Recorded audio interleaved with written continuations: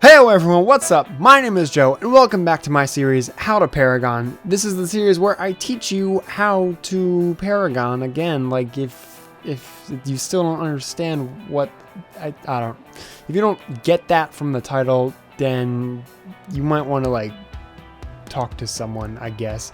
Anyways, this episode is all about cards and card decks in Paragon, what they are and how to use them. That's what I'm going to be going over, so let's get started.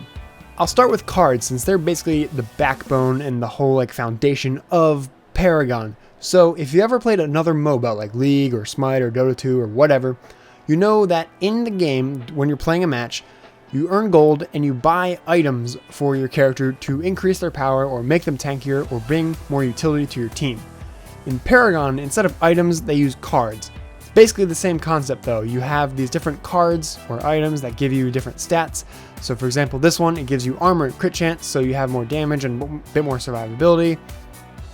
But unlike other MOBAs, cards are split into two categories, which I'll go over right now, which I need to make a new deck for, or I could just go into one actually. Let's just go into count the count. This is a Kalari deck and it's a work in progress.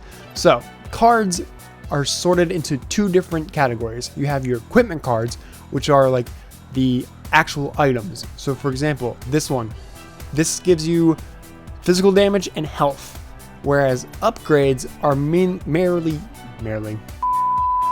merely used to increase the power of your equipment cards.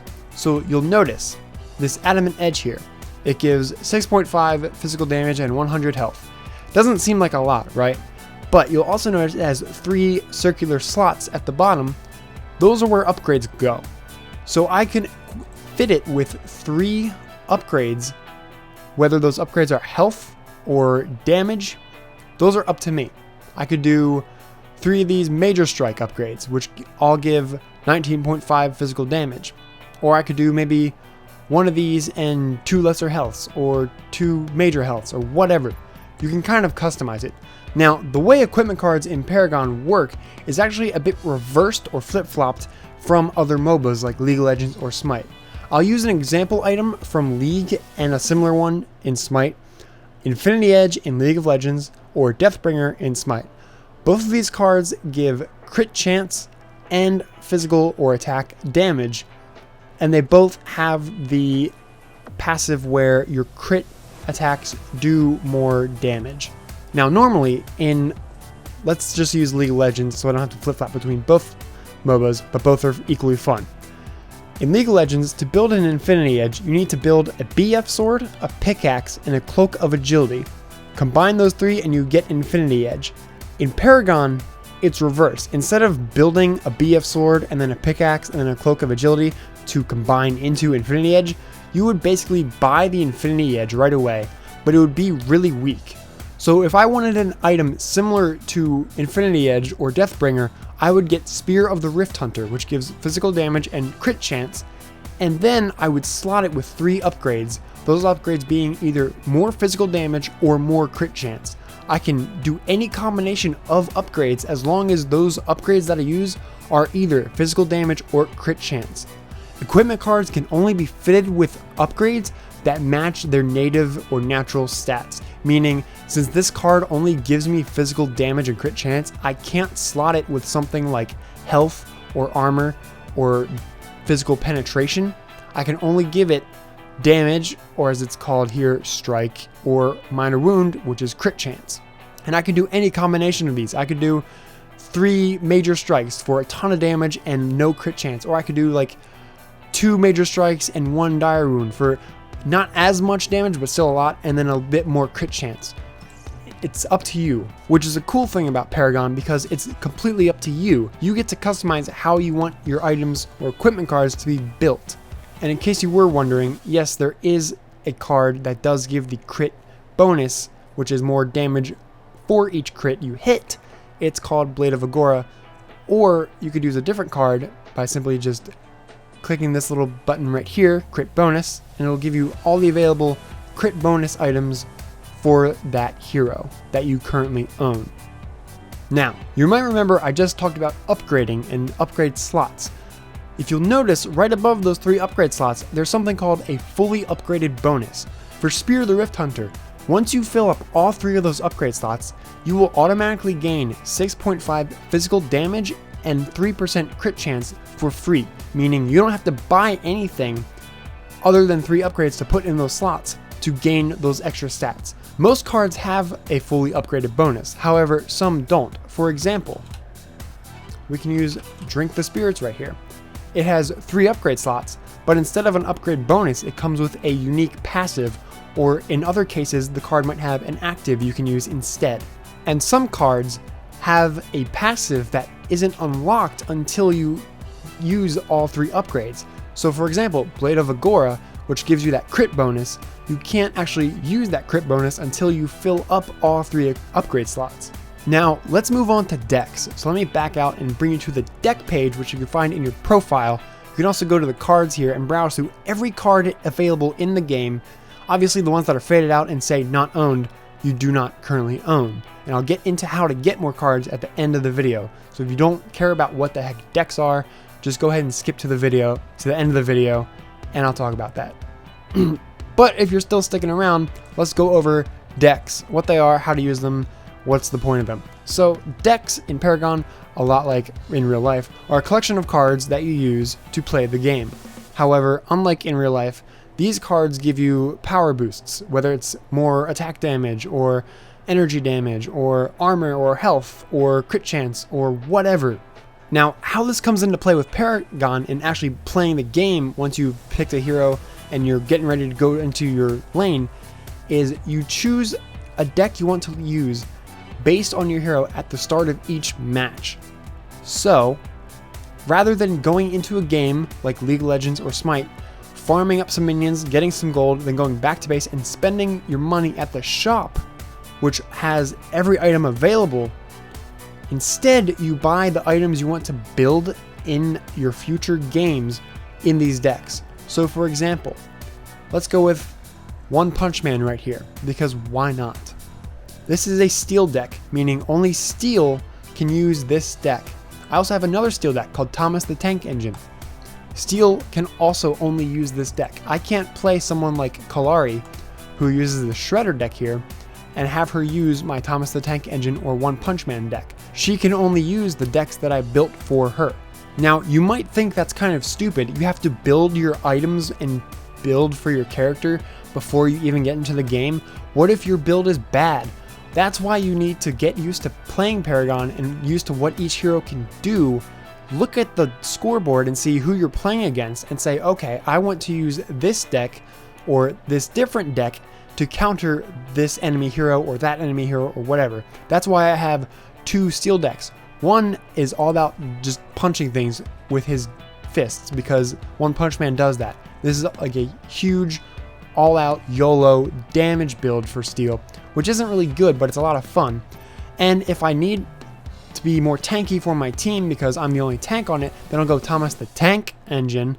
And this has some damage, but it also has more tank items. That way I can survive longer and peel for my team. So you can have multiple decks for each hero, but each hero can only use decks built specifically to them. So if you'll notice, when I click new deck here, it makes me choose a hero first, and then I get to build. So let's just go with another steel deck for now. I can go off of one that I've already made, such as Thomas the Tank Engine or One Punch Man, or I can go off of one that they have pre-built. These are starter decks, which is obvious because they say starter deck and intermediate deck. Or you could just hit create and not do anything, and you'll get a blank slate. When you do, you'll be prompted to pick your prime card. This is the card that gives you stats when your team offensively activates or dunks the Orb Prime Orb. So if I'm playing Steel, I don't want Archmagus because he doesn't use energy damage. Instead, I would either want Centurion for the extra health or Warlord because he uses physical damage. Let's just go with Warlord because why not? And now I can fill up my deck with consumables and then some equipment cards, and then I can go over here with some upgrades. That looks good. It really doesn't, but you get the idea. There's also one more thing I want to point out. Just because I can only use a steel deck for steel doesn't mean I can't use his build for another hero who is similar to him. For example, I can have lawnmower here, which is Feng Mao. Feng Mao follows 2 affinities or colors, Fury, red, or Order, white. There's also a character called Greystone. He is the same with his affinities, red, Fury, and white, Order.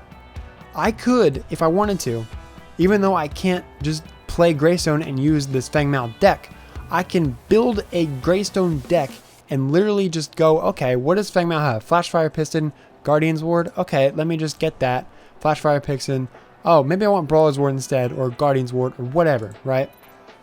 You can do that. That's the point of having multiple deck slots. You'll see I have 17 deck slots so far. I'm not sure if there's even a max, but I have at least 4 more available to me. And you can always buy more with this big buy deck slots button. You can use Rep, 15,000 Reputation, which is the in-game currency you get just by playing games. Or you can use Coins, which is the in real life money version, which you can buy in the store. You know, you just click on store, should be obvious. Now you're probably wondering, well, what the heck are these affinity color things? I'm glad you asked. Each hero follows 1 or 2 affinities. For example, like I just said, Feng Mao, he is Fury and Order. You can see it right there under his name and under where it says Fighter. Red, Fury, and white, Order. You can think of it like Magic the Gathering. There's 5 different colors in Magic. There's also 5 different affinities in Paragon, which seem to fit the playstyle of Magic the Gathering. So I feel like it might have been inspired a bit by Magic the Gathering. You can also go to cards here. And you'll see over here, there's all 5, along with a 6th one, Universal, which means anyone can use it. But there's all 5 affinities right here. You have Order. Order is the first one. It's white. It is mostly about utility and tank, right? There's a little bit of damage in here, like here's some crit chance, here's some energy damage, here's some physical pen, but it's mostly all about like health regen or mana regen or mana or health or just tank or whatever, like armor, right? Then you have intellect. Intellect is basically energy damage and utility. So you might see a little bit physical damage here and there, but mostly it's energy damage because it's used mostly by mages or casters like Gideon or Howitzer. And there's also some utility in here. So for example, you have something like Rally the Troops, where it gives your nearby allies 22 extra attack speed for 5 seconds. Or you have Barrier of Will, which gives you and your whole team a shield based on your player level. Next you have Corruption. That's not Corruption, there's Corruption.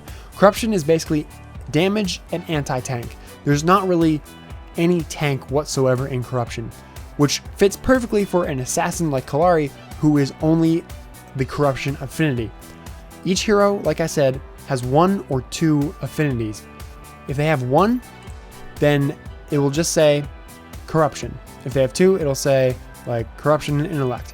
Or when you make a deck, it'll show you these colors right here. They'll have, so where's Gideon? Right here. He's Intellect and Corruption. So the top one is blue, the bottom is purple or black.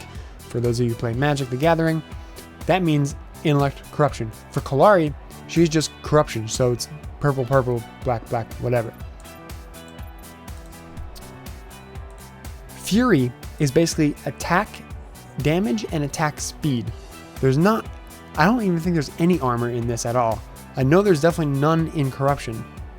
There's a health, there's lifesteal, that's about it. That's all like the tank you're gonna get in Fury, which makes sense because it's all about attack, attack, attack. That's what Fury is, right? And then finally, growth. This is all about damage and tankiness. Not really utility, just more, hey, I'm here, let me just eat all of your damage for my team. So you have health and health regen and more health and health regen and armor and blah, blah, blah. Armor, energy armor, physical armor, all kinds of armor.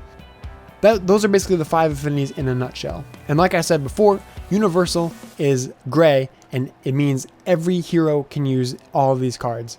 Obviously, someone who deals physical damage doesn't want to use an energy cast or an energy damage upgrade, but that's up to you, I guess. I can't stop you from trolling people like that.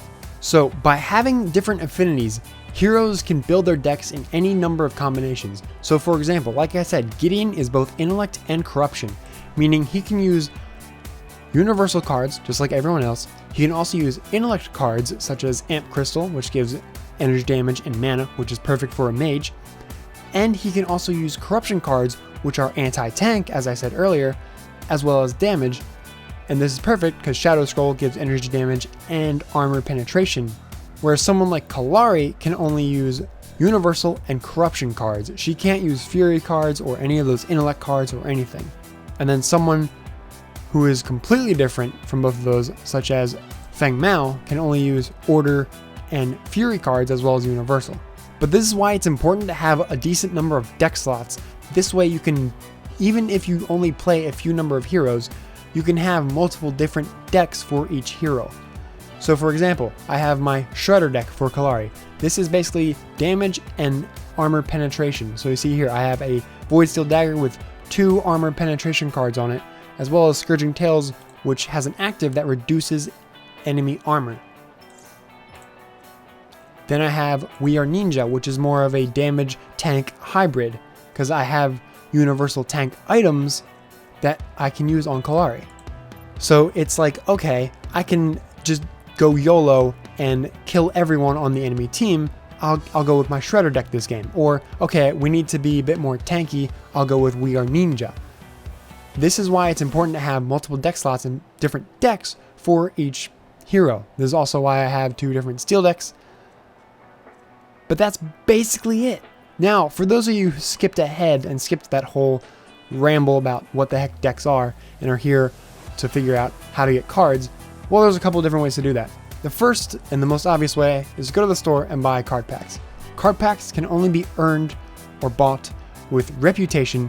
You can't use real life money to buy coins, which can then be used to buy card packs. Doesn't work. You have to play the game to get reputation to get card packs. You can buy boosts with coins, which can increase the amount of rep you get after each game, but that's about as close as you can get.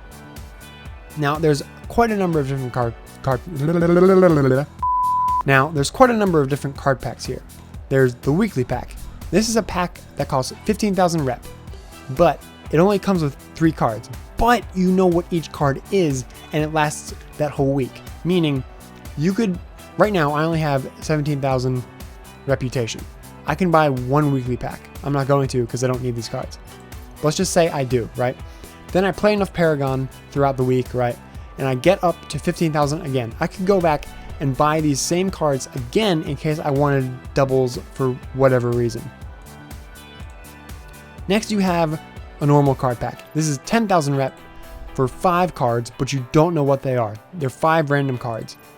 So you might get something really good, you might get something really bad, you might get something you have 27 of already, and now you just got 28. But if you're just looking to just get cards, like a bunch of cards, if you noticed, I'm still only at 237 out of 296 cards. I'm still just gonna buy this 10,000 card pack because it is the best way to get cards that you don't have if you are missing a lot of cards. Then you have this random card pack here, which isn't really worth it at all. It's 2250 rep, and it gives you 1 random card from any affinity, meaning it could be Fury, it could be Corruption, it could be Universal, you don't know.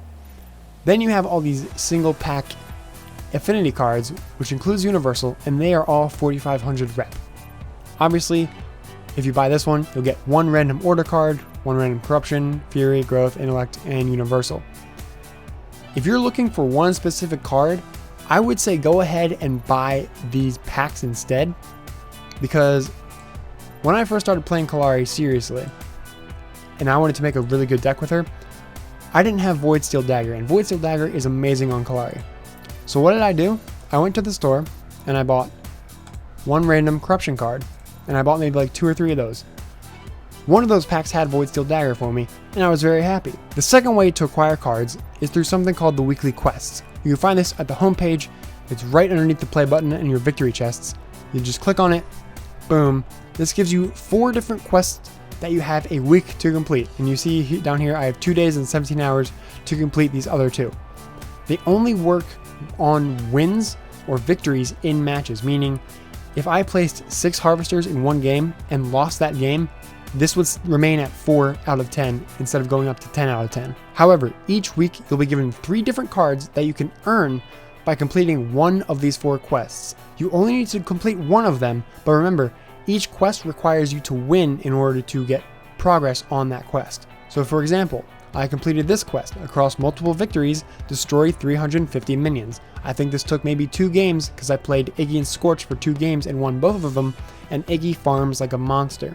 Once I completed that, I was awarded the 3 cards. After you beat the first quest, each quest after that gives you 1 random card, and it'll tell you above what it is. So complete a secondary objective before time expires and receive a random intellect card, which, if the blue wasn't obvious, it tells you right there what intellect or which affinity it will be.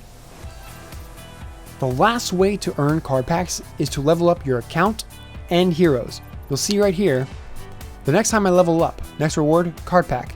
I will get a card pack when I hit level 37. Also, when you're playing heroes, you earn experience on them. So for example, let's go with Kalari. She's almost level 7. I need to play like 1 more game, right?